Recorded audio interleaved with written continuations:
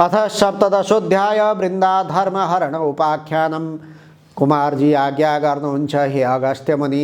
त्यसपछि महादेव राजहंस रूपका राजा भएर मानसरोवरमा अनेक हंसको साथ जलक्रीडा गरिरहनु भएको थियो। त्यही अवसरमा विष्णुलाई ठुलो वेगले आएको देखि राजहंस रूप महादेव भन्नुहुन्छ, हे विष्णु, यस्तो वेगले म कहाँ के काम परेर आयौ?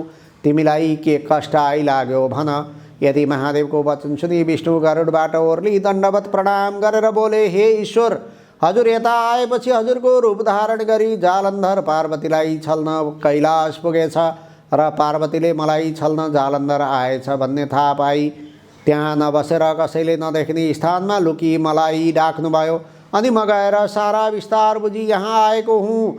अब म गएर त्यसकी स्त्री वृन्दाको पतिव्रता धर्मनाश पारेर आउँछु। यति विष्णुको वचन सुनि महादेव राजहंसको रूप छाडी आफ्नो रूप धारण गरी क्रोधले राता राता आँखा पारी आज्ञा गर्नुभयो, हे विष्णु, त्यसो हो भने म अब कैलाश जान्छु। तिमी वृन्दा कहाँ गएर त्यसको पतिव्रता धर्मनाश गरेर आऊ। त्यस पापिष्ठ जालन्धरलाई म नमारी छाड्ने छैन भन्दै पाखुरा निमुठी क्रोधयुक्त भएर विष्णुलाई पठाई आफू कैलाश पर्वतमा पार्वती लुकिरहेको स्थानमा पुग्नुभयो। अनि महादेव आउनु भएको देखेर पाउ धोई दण्डवत गरेर हे स्वामी भनी जालन्धर आएको सारा वृत्तान्त वर्णन गरिन्। अनि महादेव आज्ञा गर्नुहुन्छ, हे प्रिय, म त्यो पापिष्ठ जालन्धरलाई नमारी छाड्दिन। विष्णु वृन्दाको सत्य डगाउन गएका छन्। उनी आउन साथ युद्ध गरेर त्यसलाई मार्नेछु भनी गौरी शङ्कर दुवैजना कुरा गरिरहे। उता विष्णु जालन्धरको रूप धारण गरी अन्तपुर पुगे। जालन्धर रूप विष्णु आएको देखेर वृन्दाले स्वामी आए भनी पाउ धोई भित्र लगेर बसालिन्। अनि सोधिन्, हे स्वामी, पार्वतीलाई छल्न जानुभएको के गरेर आउनुभयो? पार्वती मभन्दा कत्तिकी सुन्दरी रहेछन् भन्नु अवश्य। यति सुधी जालन्धर रूप विष्णु भन्दछन्, हे वृन्दा, पार्वतीलाई छल्न नसकिरहेछ, किनकि म पार्वतीको घरभित्र जान खोज्दा ढोकामा बसेका द्वारपाललाई देखि डराएर फर्केँ।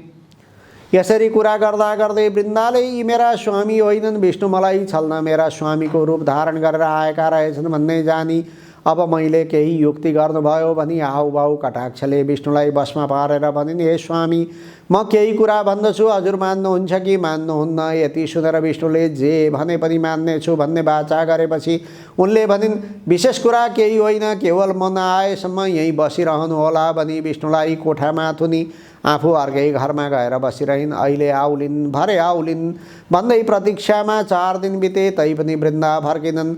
अनि विष्णुमा चिन्ता पर्यो।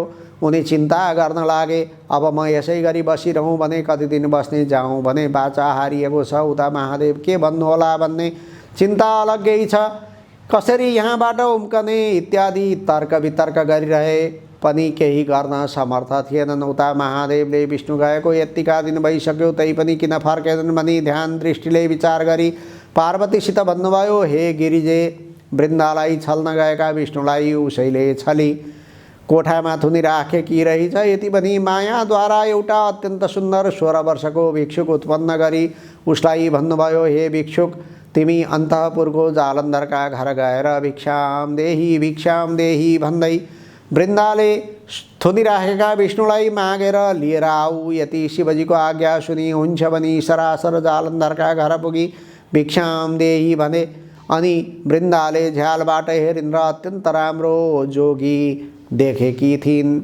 यस्तो जोगी देखी, यस्तो राम्रो र अलौकिक योगी आजसम्म मैले देखेकै थिएन। मेरो घरमा माग्न पनि कहिले आएको थिएन। यस्तो नवीन योगीलाई भिक्षा दिनै पर्दछ इत्यादि विचार गरी भिक्षा लिएर गइन्। हे योगीराज, के माग्नको इच्छाले आयौ भन भनिन्। अनि योगीले भने, केही माग्ने इच्छाले आएको हुँ, दिने भए माग्छु, नदिने भए व्यर्थ के माग्नु। यति सुनि वृन्दाले भनिन्, मैले दिन हुने वस्तु जे मागे पनि दिन्छु भनी मैले प्रतिज्ञा गरेँ। यसरी बाचा प्रतिज्ञा गरेपछि योगीले भने, अरू केही चाहिन्न, केवल तिमीले कोठामा थुनिराखेको व्यक्तिलाई माग्दछु, त्यही एउटा देऊ।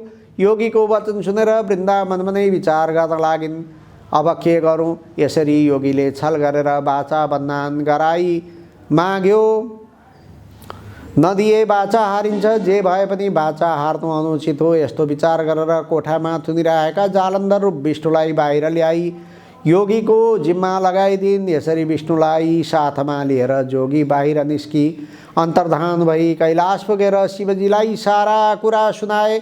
यता विष्णु बाहिर आएपछि मनमा तर्कता गर्न लागे, म वृन्दाको सत्य डगाउन आएको, उसैले नै छली यतिका दिनसम्म थुनेर राखी महादेवले के भन्नुभयो होला इत्यादि चिन्तन गर्दै गरुडमा चढेर कैलाश पुग्दा भए। विष्णु कैलाश जाँदा गरुड उडेको चर्को शब्दले जालन्धर मूर्छाबाट जागेर के को शब्द हो भनी विचार गर्दा विष्णुले कैलाशको चर्चा गरिरहँदा रहेछन्। अत पार्वतीलाई छल्न कठिन मात्र होइन, असम्भव पनि रहेछ। अब यहाँ नबसु घरै जाउँ भनेर जालन्धर आफ्नो घर गयो। उता विष्णु महादेवको सामुन्ने गएर प्रणाम गरी एकातिर उभिरहे। विष्णुतिर हेरेर महादेवले आज्ञा भयो, हे विष्णु, तिमी वृन्दाको सत्य डगाउन गएका यतिका दिनसम्म त्यहाँ के गरिरह्यौ? आफ्नो काम अर्थात् उसको सत्य डगाउन सक्यौ कि सकेनौ? महादेवका यस्ता वचन सुनेर विष्णु बिन्ती गर्दछन्, हे शम्भो, हजुरको आज्ञाले म गएँ, तर वृन्दाले छली म फर्केर नआएसम्म कोठामै बसिरहनु भनी प्रतिज्ञा गराई मलाई थुनेर आफू बाहिर निस्की। ऊ आउली भनेर बस्दा बस्दा कैयौँ दिन बिते। बाचा हारेको र प्रतीक्षा गरेको हुनाले त्यहाँबाट निस्कन नसकेर बसिरहेको थिएँ। पछि एउटा जोगीको साथ लगाई छाडिदिई र हजुरको दर्शन गर्न हाजिर भएँ। विष्णुको यस्ता वचन सुनि महादेवले ब्रह्मा इन्द्र आदि 33 कोटी देवता, यक्ष गन्धर्व किन्नर नन्दी भृङ्गी 64 योगिनी भूत प्रेत पिशाच राक्षस सबै जम्मा गरी आज्ञा भयो, हे देवता हो, तिमीहरू गएर पापिष्ट जालन्धरलाई मारेर आओ। यति शिवजीको वचन सुनि देवताहरू हवस पनि तयार भए। अनि शिवजीले नारद मुनिलाई डाकी, हे मुने, तिमी गएर जालन्धरलाई तिमीसित लडाइँ गर्न समस्त देवताहरू आउन लागेका छन् भनी सङ्ग्रामको तयारी गर भनी देऊ। शिवजीको आज्ञा अनुसार नारदजी तत्काल जालन्धरको घर जाँदा भए। हे मुने, उता अब कैलाशबाट जालन्धर आफ्नो घर गयो। तब वृन्दाले स्वामी आएको देखेर पाउ धुवाई भित्र लगेर बसेपछि सोधिन्, हे स्वामी, पार्वतीलाई छल्न जानुभएको थियो, के कसो भयो? अनि जालन्धर भन्दछन्, हे शिवे, त्यस विषयमा विस्तारले भन्दछु सुन। म महादेवको वेश धारण गरेर कैलाश पुग्दा पार्वतीले देखिन् र सुवर्णको कमण्डलले मेरा खुट्टा धुनाइन्। त्यसै बेला मैले उनलाई देखेँ। तीभन्दा सुन्दरी स्त्री तिनै लोकमा हुनु असम्भव छ। अतः तिनको उक्त रूप देख्न साथ मेरो होस हराई मूर्छा परेर भूमिमा ढलेको थिएँ। पछि चेताएर उठेर हेर्दा पार्वती कहाँ गइन् केही जान्न सक्दिनँ र घर फर्केर आएँ। त्यति आफ्ना स्वामीको वचन सुनि वृन्दा भन्दछिन्, हे स्वामी, तपाईँ त्यहाँबाट हिँडेपछि विष्णुले तपाईँको रूप धारण गरी मलाई छल्न आएका थिए, तर मैले चिनेर निकै दिनसम्म कोठामा थुनिराखेकी थिएँ। पछि एउटा अनौठो भिक्षुक आएर माग्दा विष्णुलाई दिई पठाएँ।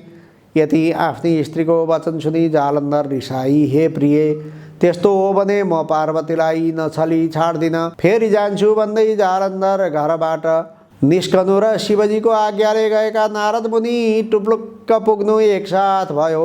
अनि नारदजीले सोधे, हे जालन्धर, तिमी यहाँ कहाँ जान भनेर निस्किएका, कहाँ जान हिँडेका? उसले भन्यो, म भिक्षा माग्न हिँडेको हुँ। तब नारदजीले फेरि भने, हे जालन्धर, मिथ्या कुरा किन भनिराखेका छौ? तिमी जान लागेको मैले जानिसकेँ, पार्वतीलाई छल्न हिँडेका हुँ। सुन, तिमीसित लडाइँ गर्न ब्रह्मादि सकल देवताहरू आउन तयार भई खबर दिन मलाई पठाएका हुन्। अब तिमी अन्त कतैतिर जानुपट्टि नलागेर आफ्ना फौज र शस्त्रास्त्र लिई सङ्ग्रामको तयारी गर। यति नारदजीको कुरा सुनि त्यसो भए घरै फर्कन्छु भनी आफ्नी पत्नीलाई नारदसित भएका सबै कुरा सुनाई। अब म सङ्ग्राममा जान्छु, तिमी घरको सम्भार गरे भनी हातमा त्रिशूल लिएर आफ्ना समस्त सेना जम्मा पारी देवताहरूसित लडाइँ गर्न कैलाशतर्फ गयो। नारदजीले कैलाश पुगी जालन्धरसित भएको सारा कुरा शिवजीलाई बिन्ती चढाए। त्यसपछि महादेवले ब्रह्मा विष्णु इन्द्र यम आदि सकल देवतागणलाई युद्ध गर्न जाओ भनी आज्ञा दिनुभयो। महादेवको आज्ञा पाउना साथ समस्त देवताहरू नाना तरहका बाजा बजाई सिंहनाद गर्दै प्रलयकालको मेघ गर्जे झैँ गर्जिँदै कैलाशबाट हिँडे। बाटोमा दुवैतर्फका सेनाको जम्का भेट भएर भयङ्कर सङ्ग्राम आरम्भ भयो। देवताहरूले बेसरी चिच्याई अनेकानेक शस्त्रास्त्र प्रहार गरे, तर तिनको प्रहारले जालन्धरलाई केही हानि गर्न सकेन। आफूले प्रहार गरेका शस्त्र अस्त्रले शत्रुको केही हानि गर्न नसकेको देखेर देवताहरू मनमा दिक्क मानी आफ्ना शस्त्रास्त्र झिकी चुपचाप भए। अनि वैकुण्ठनाथ विष्णु रिसाई पाञ्चजन्य शङ्ख बजाई कौमोदकी गदा प्रहार गरे। त्यस गदाले जालन्धरलाई छुँदै छोएन। अनि देवराज इन्द्र रिसाई वज्र प्रहार गरे, त्यसले पनि केही गर्न सकेन। जालन्धरले नटेरी तृण समान मानेर चुप लागिरह्यो। त्यति हुँदा पनि देवताहरूले शस्त्र प्रहार गर्न छाडेका थिएनन्। आखिरमा विष्णु भगवानले अब यस्तो चालले केही हुन सक्दैन भनी महादेव कहाँ गएर बिन्ती चढाउनु भयो। भन्नुभयो, हे जगदीश्वर, हामीले जालन्धरलाई मार्न सकेनौँ। तपाईँ बिना त्यसलाई मार्न अरूको शक्ति पुग्ने छैन। अब तपाईँले नै सङ्ग्राममा जानु पर्यो। यति विष्णुका वचन सुनि महादेव आज्ञा गर्नुहुन्छ, हे विष्णु, जालन्धरकी स्त्री वृन्दाको पतिव्रता धर्मले गर्दा जालन्धरलाई कसैले पनि मार्न सक्दैन। अत तिमी आफ्नो मायाले छोपी जालन्धरको रूप धारण गरी अन्तपुरमा गएर वृन्दाको पतिव्रता धर्म नष्ट गराऊ। म गएर त्यस पापिष्ठलाई मार्दछु। यति शिवजीको आज्ञा सुनि विष्णु भगवान विदा भई तुरुन्त जालन्धरको रूप धारण गरेर बायाँ हातमा त्रिशूली र दाहिने हातले डमरू बजाई आफ्नो मायाले छोपी अन्तःपुरमा जालन्धरको घर पुगे। भेषधारी जालन्धर आएको देखि वृन्दाले हात पाउ धोइदिएर कोठामा लगेर आसनमा बसालेर सोधिन्, हे स्वामी, महादेवसित युद्ध गर्न जानुभएको के गरेर आउनुभयो? यति सुनेर भेषधारी विष्णु आज्ञा गर्दछन्, हे प्रिय, महादेवसितको युद्धमा थकाइ मारु भनी विश्राम गर्न आएको हुँ। भोक लागिरहेछ, केही खानेकुरा ल्याऊ। यति सुन्नासाथ वृन्दाले 84 व्यञ्जन तयार गरी भोजन गराइन्। अनि रात परेपछि वृन्दासँग अनेक तरका वार्तालाप गरेर त्यसको पतिव्रता धर्म नष्ट पारिदिए।